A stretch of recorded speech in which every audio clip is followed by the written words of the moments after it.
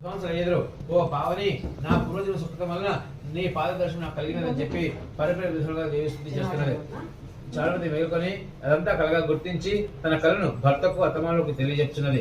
వారు మిక్కిలు ఆనందించిన వారి చాలా మందిని వరలక్ష్మణం చేసుకుని చెప్తున్నారు.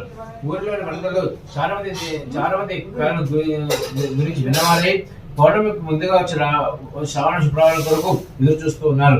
శ్రావణ శుక్రవారం రోజున చాలా మంది గ్రామంలోని స్త్రీలు ఉదయాన్నే లేచి తలారా స్నానం చేసి పట్టు వస్త్రం ధరించి అందరూ చాలా మంది గృహానికి చేరుకుంటున్నారు.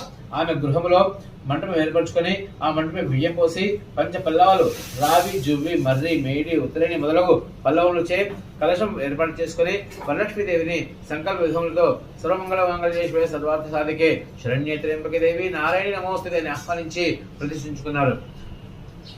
సాధ్యమైనటువంటి వారు స్వర్ణ రచిత మన్మయ మూర్తులను